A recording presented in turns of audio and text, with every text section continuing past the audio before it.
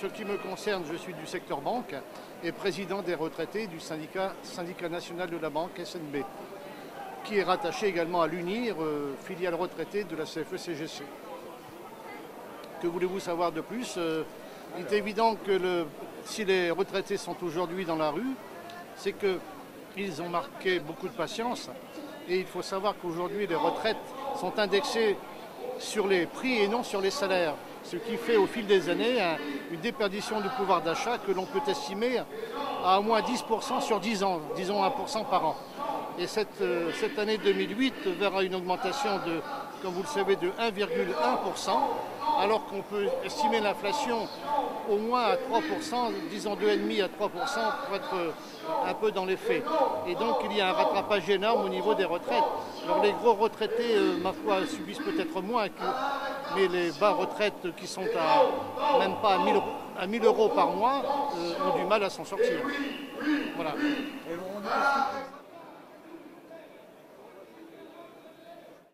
Quelles sont exactement vos revendications et les revendications de vos camarades?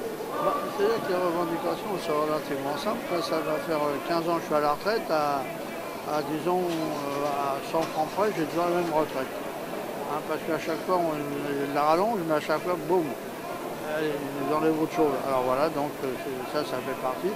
Bon, ça ne demande pas les revendications. Vous avez par exemple le coup de Sarko, il est bien gentil, mais le coup au sujet des maladies et tout le truc, arrivé à nos âges, on arrive quand même, on a été pendant un bon moment où on ne coûtait pas cher à la sécu. Bon, effectivement, maintenant on coûte un petit peu plus cher, mais il y a derrière, il y a tout le corps médical quand même qui s'engraisse. Moi, je viens d'aller voir un podologue pour me dire que j'avais les pieds creux. Il m'a quand même pris 80 €. Ça fait cher quand même le diagnostic. Enfin voilà, tout un tas de trucs comme ça, vous voyez.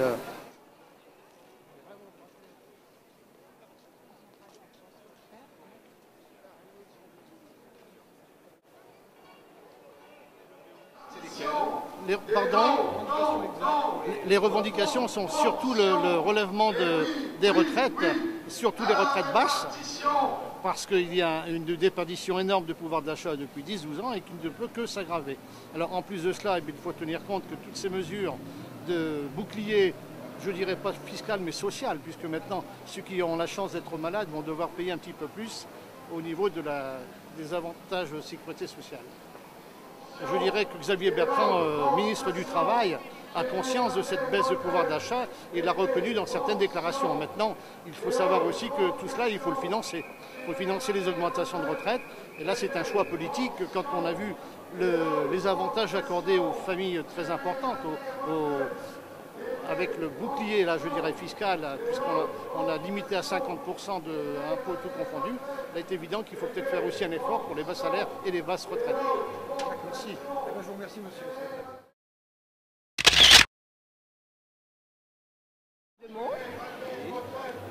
Donc c'est quand même important pour moi, il faut tout le monde, je pense.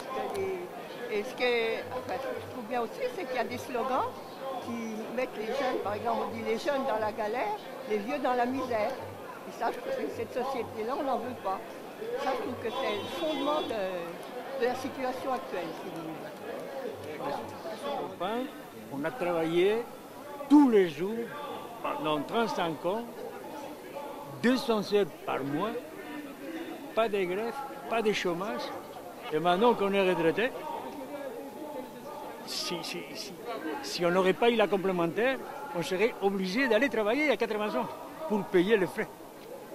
Alors le bâtiment, c'était quelque chose d'ignoré. Celui qui a travaillé, peut-être que c'est notre faute, on a trop travaillé peut-être, mais celui qui a travaillé, il n'a pas de mérite. Il n'y avait rien à la défense, il n'y avait rien, le stade de Saint-Denis, c'est grâce au bâtiment qui a fait tout ça. On dirait que nous, on n'a rien fait.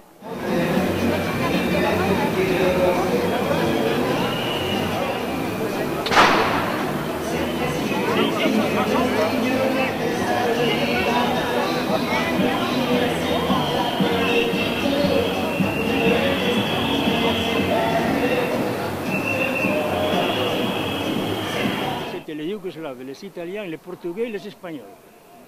Ils ont fait un travail énorme, surtout à la région parisienne qui se connaît. Et non, maintenant à la retraite, comme je disais à madame, heureusement qu'il y a la complémentaire pour pouvoir y arriver à payer les factures. Et donc vos revendications exactes, ça serait quoi? Si par exemple vous avez M. Bertrand ou M. Fillon devant vous? Je lui dirais ça, carrément, qu'il regarde avec qu'est-ce qu'on peut faire avec une retraite de celui qui a travaillé carrément le maximum, une retraite qui n'arrive pas à 1000 francs. Je comprends. Qu'est-ce qu'il peut faire lui? Rien. Rien que les factures d'eau, d'électricité, de téléphone et de gaz, c'est plus que ça. Avec la même consommation. L'eau, c'est la même consommation. Moi et ma femme, depuis 30 ans, et je paye 3 fois plus. D'accord. Oui, c'est ça. Est-ce que vous avez rajouté, monsieur? Non, non, rien que ça. Mettre, je sais pas, on dirait que celui qui a travaillé, il n'a rien fait, il n'envoie rien. Et non, d'après moi, celui qui a travaillé depuis 8 heures jusqu'à 8 heures du soir, tous les jours, pas une seule journée de grève, pas une seule journée de chômage, il doit être quand même payé pour ce qu'il a fait quand même. Je crois qu'il n'y a pas de... La priorité, c'est les basses passions déjà, en priorité à mon avis, et l'augmentation de toutes les frais, mais pas forcément en pourcentage pour tout le monde. Parce que les augmentations en pourcentage favorisent encore les plus hauts revenus. Voilà. Eh bien, je suis solidaire avec toutes les personnes du troisième âge. C'est surtout le fait, ce qui m'a révolté un petit peu, c'était le fait que la taxe de télévision soit compris pour tout le monde, comptée pour tout le monde. Alors qu'il y a des gens qui ont du mal à vivre et en plus, mettre la taxe de télévision, bah, ça m'a fait quelque chose et puis c'est pour ça que je suis là. Enfin aussi pour le pouvoir d'achat un peu, c'est surtout ça, par solidarité surtout. Bon appétit. Merci, il faut passer ça.